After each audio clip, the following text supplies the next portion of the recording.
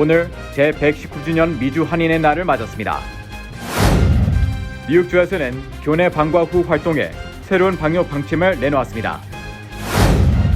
코로나19 바이러스에 감염된 적이 있는 아동들은 소아 당뇨 발병 위험이 2.5배 높다는 연구 결과가 나왔습니다.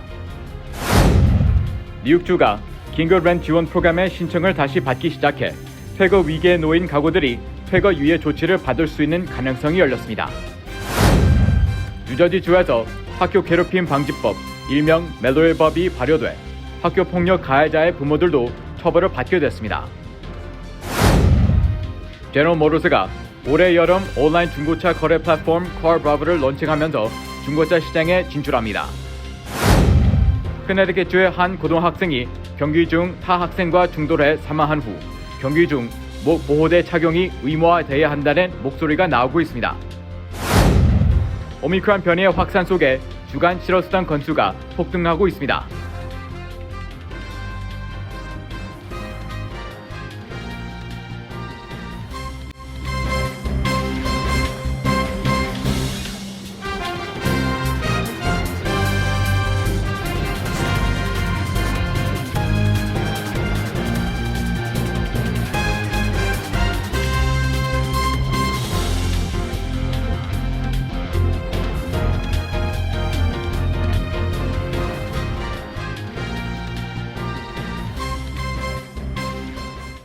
여러분 안녕하십니까? KBTV 뉴스9 이창환입니다. 119년 전 오늘 대한제국의 청년 102명이 미국 하와이 호놀룰루 향해 도착했습니다. 그들은 한국의 최초의 공식 민자로서 미주 한인 이민사 역사의 시작을 알렸으며 1월 13일은 미주 한인의 날로 제정됐습니다. 첫 번째 소식 김경선 기자의 보도입니다. 오늘은 119주년 미주 한인의 날입니다. 처음 한인 이민자들이 하와이주에 도착한 것을 기념하여 미 연방의회에서는 법률로 매년 1월 13일을 미주 한인의 날로 제정한 것입니다. 이에 뉴욕 한인회에서는 오늘 오후 7시에 한인 이민 역사를 알리고 그 의미를 되새기는 미주 한인의 날 특별 대담 프로그램을 열어 온라인으로 생중계했습니다. 사회자는 찰스윤 뉴욕 한인 회장으로 에드워즈 장 이민사 교수를 초대하여 영어로 대담 프로그램을 진행했습니다. 이번 행사에서 찰스윤 뉴욕 한인 회장은 미국 내 한인들의 이민 역사를 배울 수 있는 자리를 마련했다며 행사 취지를 알렸습니다. 뉴욕 한인회는 기존에 매년 미주 한인의 날 행사로 뉴욕 한인의 밤 행사를 개최해왔으나 올해는 급격한 코로나19 확산으로 해당 행사를 2월 24일로 연기해 시행하기로 했습니다. 뉴저지에서는 필머피 뉴저지 주지사가 서한을 통해 뉴저지주 내 한인사회의 헌신과 기여를 인지하고 있으며 매우 감사하게 생각하고 있다며 뉴저지 한인회의 한국 문화 발전 노력을 치하한다고 전했습니다. 이어 필머피 주지사는 이창원 뉴저지 한인회장의 당선을 축하한다며 뉴저지 한인회 역사상 최연소 그리고 최초의 한인 2세로서 역임한다는 점에서 매우 큰 의미가 있다고 전했습니다. Really impressed by everything. Really impressed. And I think you're the youngest president ever of the Korean American Association, right? Yes. That is awesome. That is terrific. Hats off to you. The Korean community, as you know, in New Jersey is one of our fastest growing and increasingly one of our most important communities in the state, particularly up north. But it's a booming, incredibly vital community in New Jersey. Yes. So KANJ, its objective is to represent the Korean community in New Jersey as a whole. And we're very Bergen County concentrated, but I do want to start reaching out to southern New Jersey, other parts, so that we can kind of move as one as much as possible. So it's not just so north focused. I think that's smart. I think that's very smart. And me being the youngest, but more so being the first second-gen Korean American born in America to take this position. 이 회장은 주지사와의 통화에서 젊은 층이 지역사회를 돕는 활동에 참여할 수 있도록 노력하겠다는 목표를 밝히며 이를 위해 주지사께서 적극적으로 지지해 줄 것을 요청한다고 말했습니다. It's crucial to have your support to be able to speak to you because you are such a vital part of this. In anything that we do here.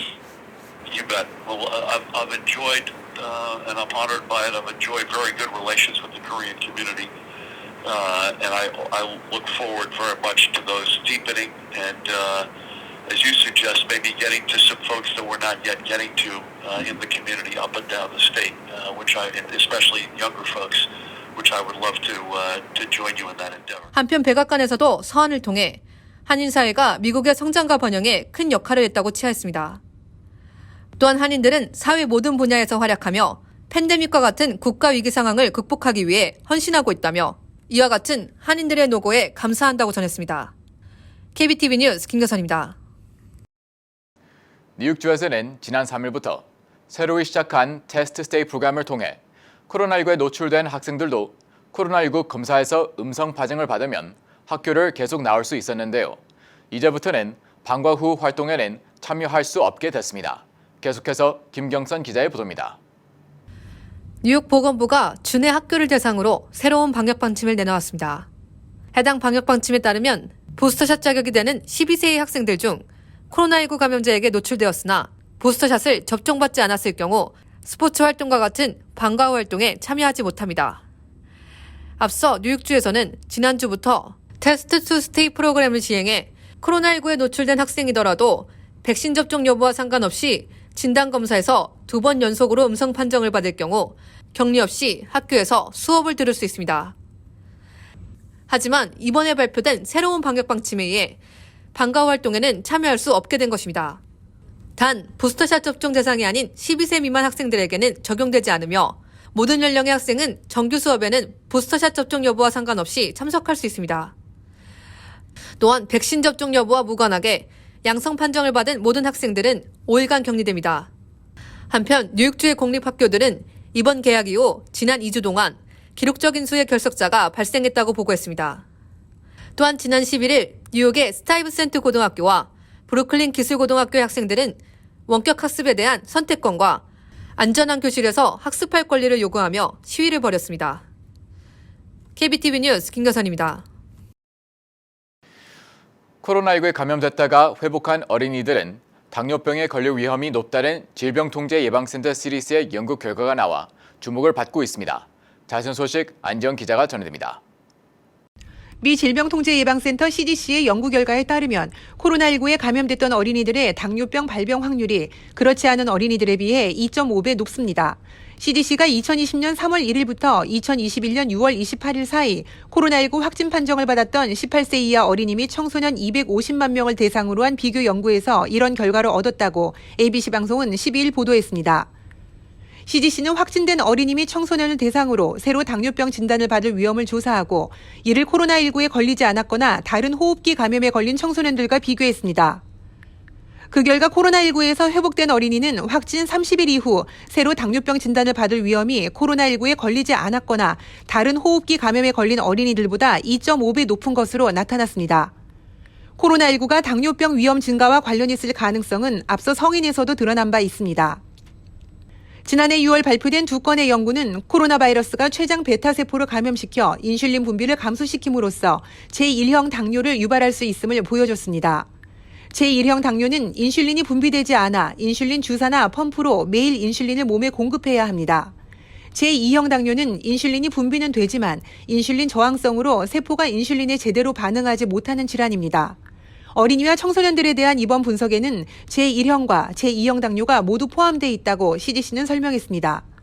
미국 소아과학회의 주간 보고서에 따르면 지난주 미 전역에서 코로나19 확진 판정을 받은 어린이는 58만 명으로 2주 전보다 3배 가까이 늘었습니다.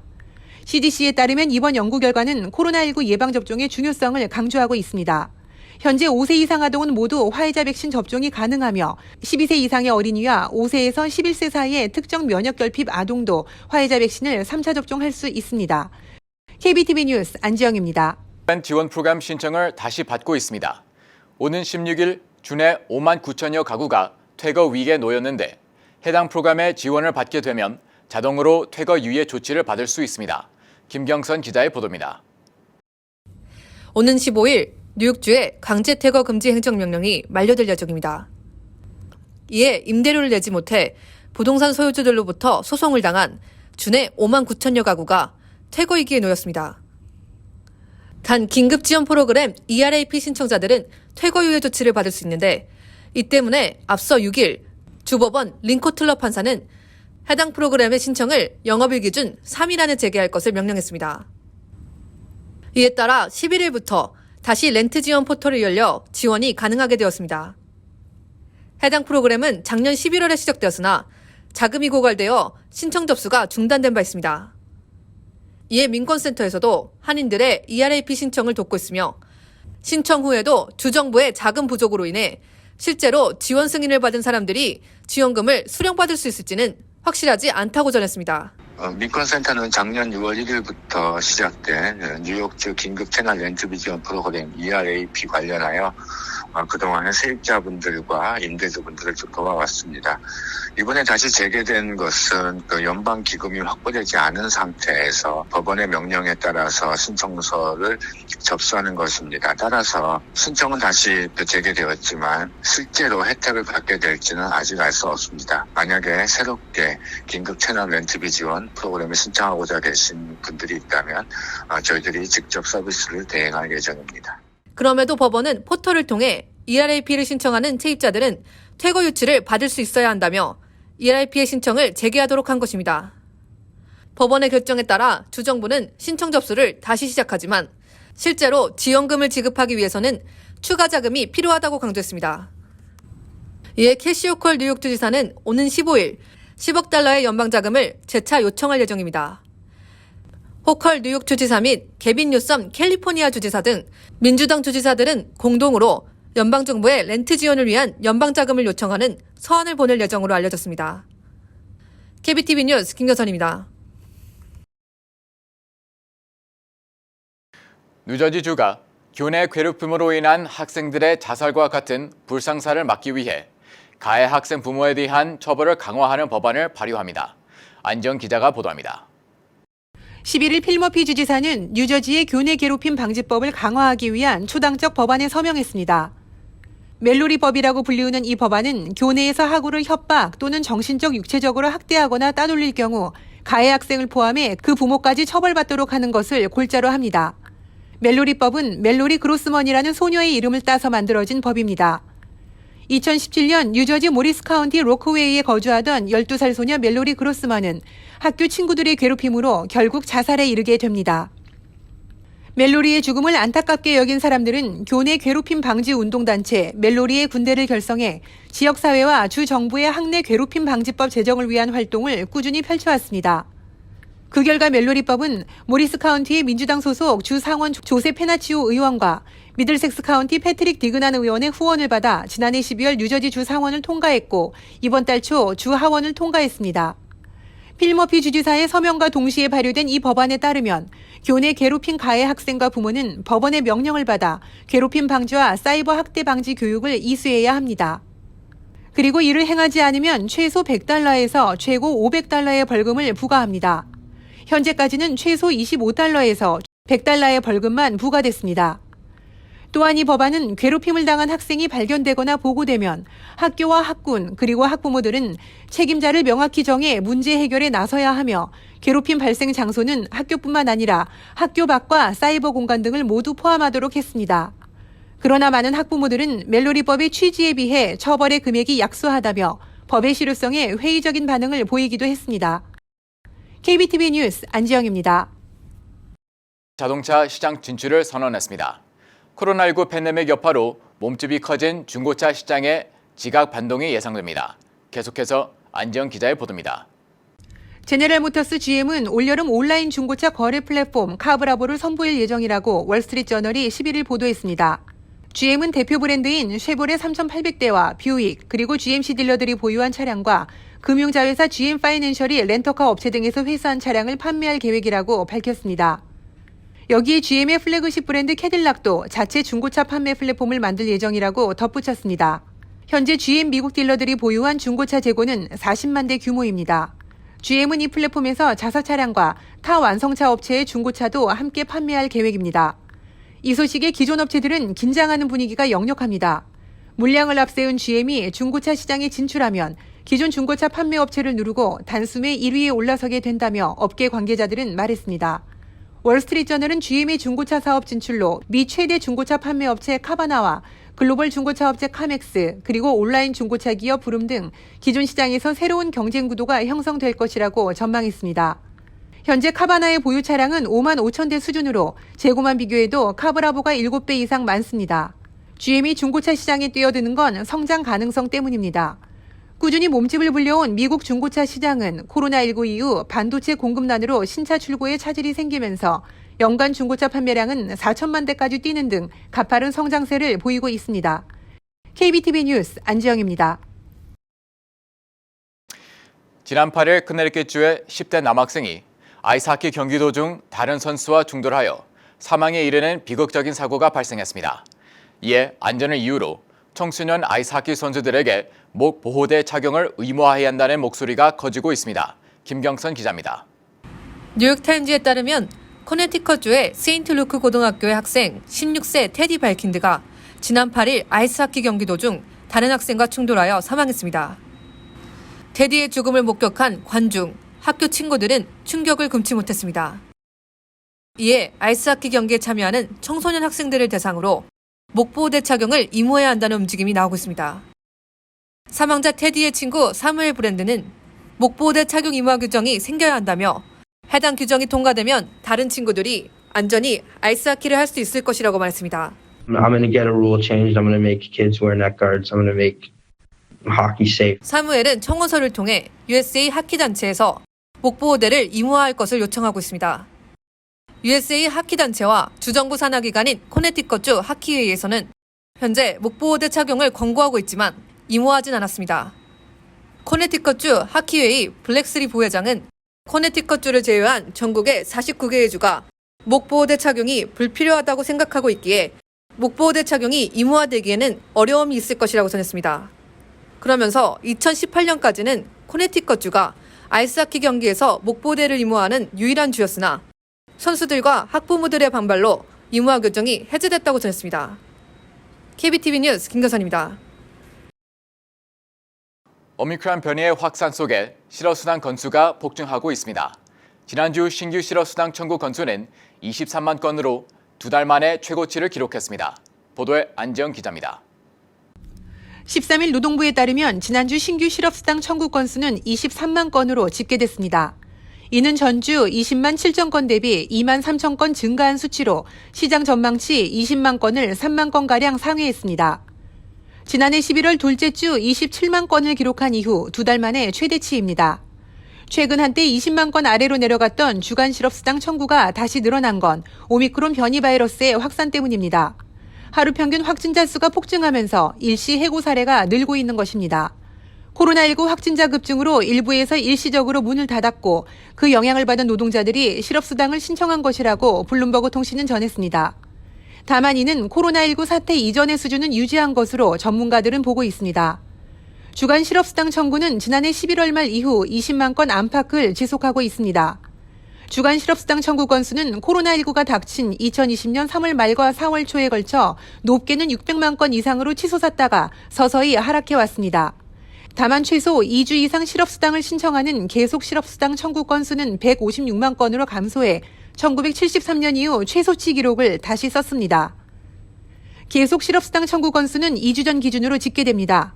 전문가들은 전반적으로 오미크론 변이 바이러스 확산 여파로 노동력 부족 현상이 심각한 만큼 현 국면이 진정되면 일시적인 실업자 증가세가 다시 가라앉을 것으로 전망하고 있습니다. KBTV 뉴스 안지영입니다. 유럽의약품청 EMA 백신 책임자가 코로나19 백신을 반복적으로 접종할 경우 면역체계에 이상이 생길 수 있다고 경고했습니다.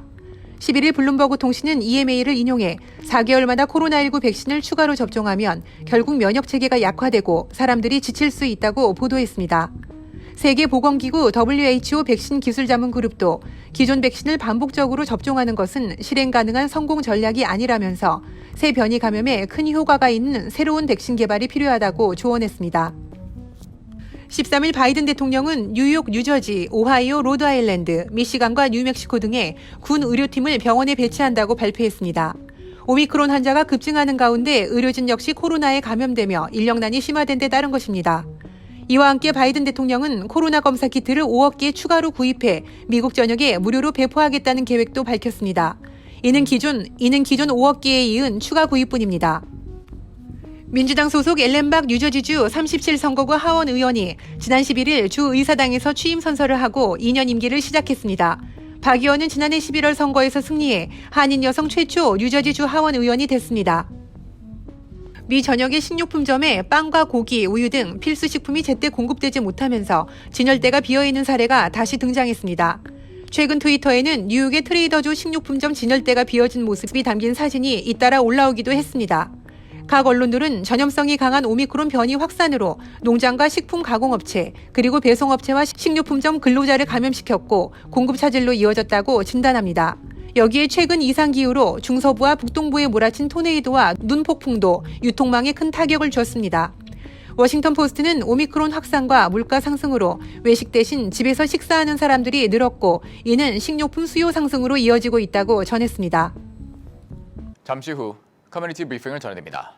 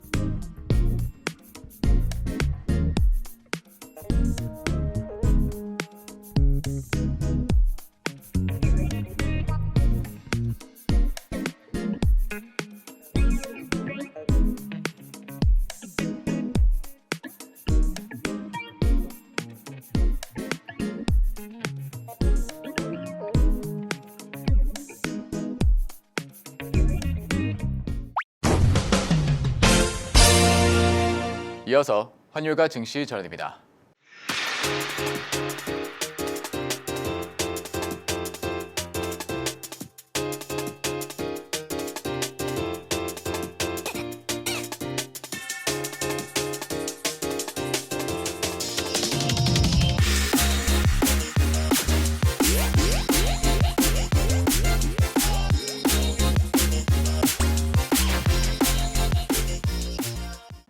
잠시 후 뉴욕과 뉴저지 날씨 전해드립니다.